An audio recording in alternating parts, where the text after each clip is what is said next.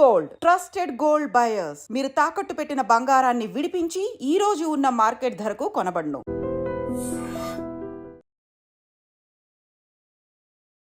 Hi hello నమస్తే, welcome back to iDream media. So ఈ రోజు అయితే మనము యూకేకి సంబంధించి కూడా వీసా ఇష్యూస్ అనేవి స్టార్ట్ అయ్యాయి. ఇమిగ్రేషన్లో రకరకాల కొత్త మార్పులు తీసుకొచ్చారని, ఇక అమెరికాకి మేము కూడా ఏం తగ్గము, మా కంట్రీలోకి రావాలన్నా కూడా ఇంత కష్టపడి మీరు రావాల్సి ఉంటుంది అనే విధంగా కొత్త ఇమిగ్రేషన్ రూల్స్ అయితే తీసుకొచ్చారు. మరి ఆ రూల్స్ ఏంటి, వాళ్ళు తెచ్చిన కొత్త చేంజెస్ ఏంటి అనేవి మనకి చెప్పడానికి మనతో పాటు ఉన్నారు హైకోర్టు అడ్వకేట్ అలాగే ఇమిగ్రేషన్ లాయర్ అయిన అడ్వకేట్ పృథ్వీ గారు. సార్తో మాట్లాడదాం.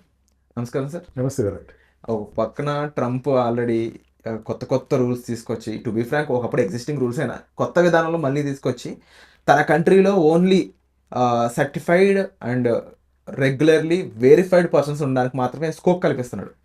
అయితే ఇప్పుడు లండన్లో కూడా same kind of rules, same kind of perspective రావడం ఏ విధంగా ఉంటుంది, అండ్ వీళ్ళు తెచ్చిన రూల్స్ ఏంటి, ఫస్ట్ ఆఫ్ ఆల్ వీళ్ళు తెచ్చిన ఇమిగ్రేషన్ సంబంధించిన కొత్త చేంజెస్ ఏంటి చెప్తారా? ఇప్పుడు వరకు మనం చాలాసార్లు అబౌట్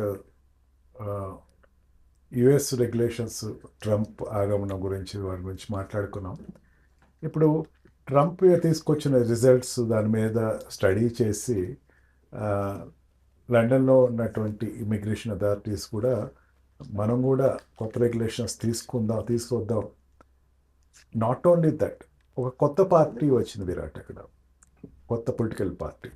ఆ పొలిటికల్ పార్టీ ఈ నాన్ ఇమిగ్రెంట్స్ మీద అండ్ ఈ what we call dunki routes మీద వచ్చే వాళ్ళ గురించి ఎక్కువ వాళ్ళ ఫోకస్ చేసి మొన్న ఎలక్షన్లో లోకల్ బాడీ ఎలక్షన్లో చాలా సీట్లు నగ్గేశారు వాళ్ళు.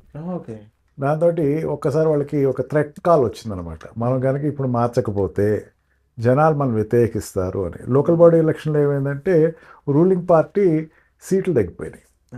అంటే అక్కడ ఉండేటువంటి జనాభా చాలా తక్కువ జనాభా ఉంటారు. ఆ ఉండేటువంటి జనాభాలో ఒక చేంజ్ వచ్చింది. ఏంటంటే మన దగ్గర మన నైబర్స్ కానీ మన కాంపిటేటర్స్ ఎవరైనా సరే నాన్ లీగల్ ఎంటిటీస్ వస్తే దాన్ని ఆపడానికి గవర్నమెంట్ చర్యలు తీసుకోవాలి అన్న ఒక కాల్ని గవర్నమెంట్ తీసుకుని దానికి ఒక 10 రూల్స్ అయితే, రెగ్యులేషన్స్ అయితే అక్కడ ఇమిగ్రేషన్ అథారిటీస్కి అప్రూవల్ తీసుకొచ్చారు. దాంట్లో ఫస్ట్ అండ్ ఫార్మోస్ట్ ఏంటంటే ఈ salary structure, minimum salary structure అనేది ఏదైతే ఉందో దాన్ని స్కేలప్ చేశారు. అంటే అంతకుముందు 26,200 పౌండ్స్ ఉండేటువంటి పర్ యానం ఉండేటువంటి శాలరీని ఒకేసారి డ్రాస్టిక్గా 38,700 చేశారు. అంటే 26,200 శాలరీ ఉన్నవాళ్ళు ఇంకా అక్కడ ఉండటానికి లేదు. They have to leave the country. దీంట్లో చాలామంది వచ్చేస్తారు. అంటే పర్ యానం వాడు ఎవరికైనా సరే $26,000 పౌండ్స్ వచ్చేవాడు ఇంకా కంట్రీలో ఉండట్లేదు. వాడు ఖచ్చితంగా ఆడ పేరోల్ పెరగాలి. ఆడ పేరోల్ ఎంత పెరగాలంటే 36,700 పౌండ్స్లోకి పెరగాలి. పర్ యానం వాడికి వస్తేనే వాడు అక్కడ ఉంటాడు, లేకపోతే he has to come back of go to the country. వాళ్ళకి మాత్రమే చోటు. ఇప్పుడు నుంచి ఏంటంటే వాళ్ళ ఎంప్లాయర్ తోటి నాకేమైనా ఇంక్రిమెంట్స్ ఇస్తారా, లేదా నాకేమైనా జాబ్లో అప్రిసియేషన్స్ ఉన్నాయా, నాకు పెంచాలి శాలరీ అని చెప్పి డిమాండ్ చేసేటువంటి పరిస్థితి వచ్చింది. సెకండ్ థింగ్ ఏంటంటే మనకి ఇప్పటివరకు చాలా వీడియోస్లో యుఎస్ ఈ స్టూడెంట్ వీసాస్ తర్వాత వాళ్ళ కష్టాల గురించి మాట్లాడారు. ఈ కష్టాలు కాదు అసలు, ఈ స్టూడెంట్స్ అన్న వాళ్ళు ఇంకా ఎడ్యుకేషన్ అయిపోతే కంట్రీని వదిలేసే పరిస్థితి వచ్చేస్తుంది. లండన్లో పోస్ట్ స్టడీ జాబ్స్ అని అంటారు. 2 years చదివిన తర్వాత వాళ్ళతో ఎడ్యుకేషన్ అయ్యాక 2 years టైం ఇస్తారు. వాడికి టైం ఇచ్చి వాడు 2 years అక్కడ ఉండి ఏదో జాబ్ తెచ్చుకొని స్పాన్సర్ తెచ్చుకొని కంటిన్యూ అవ్వచ్చు. కానీ ఇప్పుడు ఆ టోటల్ జీరో చేస్తాడు. ఎడ్యుకేషన్ అయిపోయిన వెంటనే you have to within 6 months you have to Wake your self, otherwise leave the country. Sponsor తెచ్చుకోవాలి. ఇది అట్లాగా మనం ఎప్పుడైనా సరే స్టూడెంట్స్ ఎప్పుడైనా స్కాలర్షిప్ వీడియోస్ చూస్తూ ఉంటారు, క్యాప్స్ ఇట్లా తీసి ఇసురుతూ ఉంటారు, షూట్స్ చూస్తూ ఉంటారు. వాళ్ళకి అంత ఇసిరేటువంటి పరిస్థితి లేదు. ఖచ్చితంగా వాడు ఎడ్యుకేషన్ అయ్యే లోపల he has to prove his skill and have to join in a job. స్పాన్సర్ని ఎత్తుక్కోవాలి, జాబ్లో జాయిన్ అవ్వాలి. లేకపోతే ఎడ్యుకేషన్ అయిపోయామా మీ కంట్రీ వదిలేసేసి ఇంగ్లాండ్ వదిలేసేసి you have to live to your country. That is a drastic change అని చెప్తారు. ఇంకోటి ఏంటంటే న్యూ ఫ్యామిలీ రీయూనియన్ అంటారు. అంటే భార్య కానీ భర్త కానీ ఇంకో దేశాల నుంచి పిల్లలు కానీ వచ్చేటప్పుడు ఖచ్చితంగా ఇందాక చెప్పాను చూసారు స్కేల్, ఆ $38,700 పౌండ్స్ ఆఫ్ కరెన్సీ వాడికి వస్తేనే ప్రయాణం వస్తేనే ఆ పిల్లలు తెచ్చుకునే ఆ భార్యను తెచ్చుకోవడానికి అవకాశం ఉంటుంది, లేకపోతే భార్యను తెచ్చుకునే అవకాశం ఏమాత్రం లేదు. ఓకే. అండ్ ఆల్సో ఆ భార్య వచ్చేసిన తర్వాత how is income is growing అన్నది కూడా వాడు వెరిఫై చేస్తున్నాడు. అందుకని కొత్తగా పెళ్ళైన వాళ్ళు లేకపోతే భార్యను తెచ్చుకుందాం అనుకున్న వాళ్ళకి ఇది ఒక గడ్డు కాలం అనే చెప్పాలి. అండ్ అప్లికేషన్ ఫీజు ఒక్కసారి 30% పెంచేశారు. అప్లికేషన్ ఫర్ వీసాకి కానీ అప్లికేషన్ ఫర్ రెన్యులేషన్ కానీ అంతా కూడా 30% ఒక్కసారి పెంచేయడం జరిగింది. And fourth one most important thing, ఇంగ్లాండ్లో ఉండే వాళ్ళకి చాలామందికి ఇంగ్లీష్ పర్ఫెక్ట్గా రాదు. వాళ్ళ చిన్న చెఫ్ల కిందో లేకపోతే అదర్ నాన్ టెక్నికల్ జాబ్స్లో ఉండే వాళ్ళందరికీ కూడా లోకల్ లాంగ్వేజెస్ వస్తాయి. మెయిన్గా హిందీ కానీ ఈ ముస్లిం కంట్రీస్లో ఉండే వాళ్ళకి ఉర్దూ కానీ వాళ్ళు that is the transacted language for them. వాడు ఇప్పుడు ఖచ్చితంగా ఇంగ్లీష్ టెస్ట్ పాస్ అవ్వాలి. ఓకే. ఇంగ్లీష్ టెస్ట్లో వాడు పాస్ అయితేనే వాడు జాబ్లో జాయిన్ అవుతాడు. అంటే బట్లర్ ఇంగ్లీష్ ఉండేవాడు ఇంగ్లాండ్ వెళ్ళడానికి లేదు. Definitely he has to qualify for the English paper test. English paper test అంటే అంత ఈజీగా ఏమి ఉండదు. మన తెలుగు టెస్ట్ ఎప్పుడు పెడతానంటే 80% స్టూడెంట్స్ డ్రాప్ అయిపోతారు. ఓకే, అంత హార్డ్గా ఉంటుంది. ఇంగ్లీష్ టెస్ట్ అంత కష్టంగా ఉంటుంది. రెగ్యులర్ ఇంగ్లీష్ కాదు, బ్రిటిష్ ఇంగ్లీష్ రావాలి. British English is the hardest English. American English నేర్చుకుంటాం వేరు, యూరోపియన్ ఇంగ్లీష్ నేర్చుకుంటాం వేరు.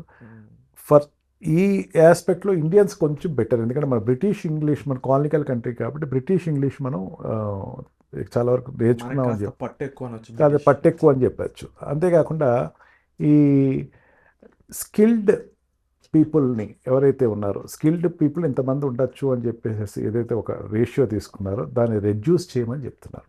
ఓకే. అంటే ఇప్పటివరకు ఒక పర్ యానం వచ్చేసరికి ఒక 20,000 to 50,000 skilled people can be taken, labour department skilled people can be taken అని ఒకసారి తగ్గించేయమన్నాడు. రీజన్ చెప్పమన్నాడు, నువ్వు స్కిల్ తీసుకునేటప్పుడు లోకల్ ఎందుకు తీసుకోకూడదు, అబ్రాడ్ నుంచి ఎంత తీసుకుంటున్నావు అని చెప్పి. ఇది ఎవరికి ఎఫెక్ట్ అవుద్దంటే మనకి అక్కడ ఐటీ సెక్టర్లో జాబ్కి వెళ్ళే వాళ్ళతో ఈక్వల్గా దానికన్నా ఎక్కువగా ఈ హాస్పిటల్ కేర్ టేకర్స్కి వెళ్తారు. హెల్త్ కేర్ టేకర్స్ అంటారు. అంటే నర్సెస్, మేల్ నర్స్ కానీ ఫీమేల్ నర్స్ కానీ నర్స్ కోర్స్ చేసిన వాళ్ళు ఉంటారు. ఎక్కువ మంది వాళ్ళే ఉంటారు ఇక్కడ, ఏ జాబ్ లేకపోయినా దాంట్లో జాయిన్ అవుతారు. ఇప్పుడు వాళ్ళకి ఏమైపోతుందంటే వాళ్ళ స్కిల్డ్ అనేసరికి ఏమైపోతారు, కొంచెం బాగా ఎక్స్పీరియన్స్ ఉన్నవాళ్ళు కానీ అక్కడ ఉండట్లేదు. అంటే కొత్తగా వెళ్ళేవాళ్ళు అంత ఈజీ అయితే ఇప్పుడు ఉన్నటువంటి పరిస్థితిలో కాని పరిస్థితి అని చెప్పారు. అంతేకాకుండా డిపోర్టేషన్ని టైటన్ చేశారు. డిపోర్టేషన్లో చిన్న క్రిమినల్ కేసు ఉన్నా, టికెట్స్ వచ్చినా, ట్రాఫిక్ రూల్స్ తప్పించుకున్నా, ఏది ఉన్నా సరే వాడు ఒక్కసారి దొరికాడా he will be deported by the country, ఇమీడియట్గా డిపోర్ట్ చేసేస్తారు. మనకి అమెరికా కన్నా ఇంగ్లాండ్లో క్రైమ్ రేట్ ఎక్కువ. ఓకే. క్రైమ్ రేట్లో చాలా ఎక్కువ కనపడుతూ ఉంటుంది, ఎందుకంటే డిస్క్రిమినేషన్ ఆఫ్ ద స్కిన్ కనపడుతుంది, డిస్క్రిమినేషన్ ఆఫ్ ద రీజన్ కనపడుతుంది. ఎందుకంటే మొన్న ఇక్కడ ఇండియాలో వార్ జరుగుతూ ఉంటే ఇది 2 వర్గాలు కొట్టుకునే పరిస్థితి వచ్చారు అక్కడ. అటు Indians who supported the Indian country వాళ్ళు, Pakistan people who supported their country, ఇద్దరు అంబాసీ దగ్గర కొట్టుకునే పరిస్థితి వస్తుంది. వాళ్ళు ఎవరైనా అరెస్ట్ చేశారనుకోండి ఆ ప్రొటెస్ట్లో వెంటనే వాడు పట్టుకుని వెనక్కి వచ్చేయటం అనమాట. అంతేకాకుండా ఇంకొక మేజర్ స్టెప్ ఏం చేశాడంటే వీసా రెన్యులేషన్ స్కీమ్ని టైటన్ చేశాడు. వీసా రెన్యులేషన్ స్కీమ్లో నువ్వు ఎన్ని జాబ్స్ చేంజ్ అయ్యావు, ఏమేం జాబ్స్ చేస్తున్నావు, అప్లికేషన్ స్కోరింగ్ పెంచారు. అంటే అప్లికేషన్లో ఉండేటువంటి పారామీటర్స్ చాలా వరకు ఎక్కువ పెంచేశారు. ఎక్కువ పెంచి దాంట్లో రెన్యులేషన్ అంత ఈజీగా రెన్యులేషన్ అయ్యే పొజిషన్ అయితే కాదు. ఎన్ని వర్కింగ్ అవర్స్ నువ్వు జాబ్ చేసావు, నీ ఎంప్లాయర్ ఏమంటున్నాడు, నీ sponsor is ready to give sponsorship or not. మనకి ఇంగ్లాండ్కి అమెరికాకి తేడా ఏంటంటే అమెరికాలో స్పాన్సర్ ఉండడు, కానీ ఇంగ్లాండ్లో స్పాన్సర్ ఉంటాడు. Sponsor is nothing but employer who ready to accept you. ఆ స్పాన్సర్ యొక్క రోల్ చాలా క్రూషియల్ రోల్ ఉంటుంది. స్పాన్సర్కి కనుక నీకు అక్కర్లేదు అనుకుంటే యూ హ్యావ్ టు డిపోర్ట్, రెన్యులేషన్ ఉండదు ఇక్కడ. ఇంకా third last but not least ఏంటంటే ఎస్లైమ్ అంటారు, శరణార్థులు. మన శరణార్థులు అనేసరికి మనకి ఇమీడియట్గా ఎవరు గుర్తుకొస్తారు, మనకి అక్కడ ఉండేటువంటి ఇండియా నుంచి పారిపోయి అక్కడికి వెళ్ళి ఉండేవాళ్ళు కానీ గుర్తుకొస్తూ ఉంటారు. మన వాట్ వి కాల్ ఈ బ్యాంకులు లూటీ చేసేసి అక్కడికి వెళ్ళి పారిపోయి ఆశ్రయం పొందేవాళ్ళు అస్లేం అంటాడు. వాడు ఏమని రాస్తాడు, ఇదివరకు కూడా ఒకసారి చెప్పుకున్నాం, నాకు ఇండియాలో నాకు చంద్రబాబు నాయుడు నుంచి థ్రెట్ ఉంది, మోడీ నుంచి థ్రెట్ ఉంది, మోడీ చంద్రబాబు నాయుడు నేను దొరికితే చంపేస్తారు ఇప్పుడు అని ఒక అస్లైమ్ పేపర్ రాస్తాడు. అస్లైమ్ పేపర్ రాసి దాన్ని జస్టిఫై అయితే అక్కడ ఉండిపోవచ్చు, తర్వాత వర్క్ పర్మిట్ కూడా ఇచ్చేస్తారు. ఇది వరకు అంత ఈజీగా అయితే ఇప్పుడు ఇవ్వలే. వాడు ఇప్పుడు గ్రౌండ్ వెరిఫికేషన్ చేయమంటున్నాడు. నిజంగా వాడికి ఆ థ్రెట్ ఉందా, నిజంగా వాడు మనకు ఉపయోగపడతాడా, ఇక్కడ ఉండటం వల్ల అస్లైమ్ ఇవ్వటం వల్ల నేను యుఎన్ఓలో లేదా వరల్డ్ వైజ్గా నేను ఏమన్నా రెప్యుటేషన్ చెప్పచ్చా. ఇప్పుడు జనరల్గా ఏమవుతుందంటే పొలిటికల్ అస్లైమ్లో వాళ్ళు ఎక్కువ వెళ్తూ ఉంటారు. పొలిటికల్ అస్లైమ్ అంటే ఏంటంటే పెద్ద పెద్ద పొజిషన్లో ఉండేవాళ్ళు అస్లైమ్ ఆప్ చేసుకుంటారు ఏ కంట్రీలో అయినా సరే. మనకి ఇండియాకు వచ్చేసరికి బంగ్లాదేశ్ ప్రైమ్ మినిస్టర్ ఇండియాకు వచ్చి ఉండటం అండ్ వాళ్ళు దలైలామా వీళ్ళందరూ అస్లైమ్లో వచ్చారు వాళ్ళు.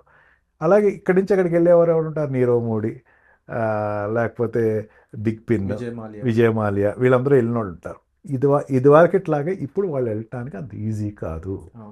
అది మనకి ఒక రకంగా చెప్పాలంటే it's good news for India అని చెప్పొచ్చు. అస్లైమ్లో అంత ఈజీగా మనం వెళ్ళిపోవాలి. And also last but not least health పాలసీస్ని టైటప్ చేశాడు. హెల్త్ పాలసీలో హెల్త్ స్ట్రక్చర్లో హెల్త్ వాళ్ళు కట్టేటువంటి పాలసీస్ అన్ని ఊరినే ఉంటున్నారా, అక్కడ హెల్త్ పాలసీస్ కట్టుంటున్నారా, హాస్పిటలైజేషన్ వాళ్ళకి మేము ఎంతవరకు ప్రొవైడ్ చేయగలం, అంటే ఓవర్ క్రౌడ్ అయితే వాళ్ళు ప్రొవైడ్ చేయలేరు, వాళ్ళకి హెల్త్ పాలసీస్ పర్ఫెక్ట్గా మెయింటైన్ చేస్తున్నారా, ఈ 10 పారామీటర్స్ని ఇప్పుడు తీసుకునేటువంటి నిర్ణయంలో రేపొద్దున్న పార్లమెంట్ పెట్టి అప్రోచ్ చేసే దాంట్లో the bill is there to make the immigration little tighten. ఈ రకంగా టైటన్ చేయటం వల్ల ఏంటంటే భారతదేశంలో నుంచి వెళ్ళేవాళ్ళు ఇప్పుడు జనరల్గా ఏంటంటే స్టూడెంట్స్ కానీ ఎంప్లాయీస్ కానీ స్పాన్సర్ ఎవరిని ఎత్తుకునో లేకపోతే తర్వాత నాకు 2 years వర్క్ పర్మిట్ ఏదో రకంగా తెచ్చుకోవచ్చు అనుకునే వాళ్ళకి ఇంకొంచెం డ్రీమ్స్ ఆర్ షాటర్డ్ అని చెప్పచ్చు.